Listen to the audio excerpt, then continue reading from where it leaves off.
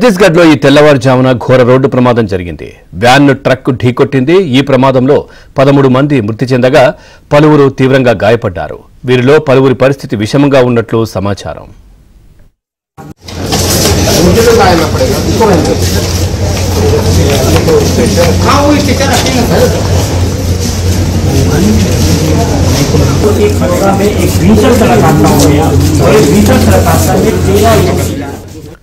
చౌతియా ఛత్తీలో ఓ కార్యక్రమానికి హాజరై తిరిగి రాయ్పూర్ వస్తుండగా రాయ్పూర్ బలోదా బజార్ మార్గంలో ప్రమాదం జరిగింది.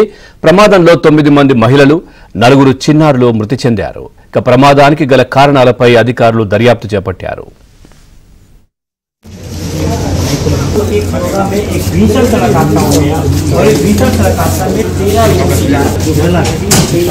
పరిస్థితి విషమంగా ఉన్నట్లు సమాచారం.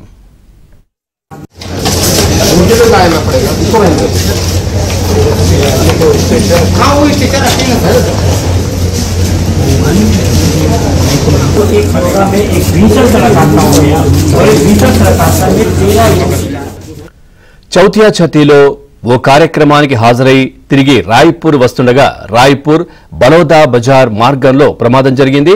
ప్రమాదంలో 9 మంది మహిళలు, 4 చిన్నారులు మృతి చెందారు. ఇక ప్రమాదానికి గల కారణాలపై అధికారులు దర్యాప్తు చేపట్టారు.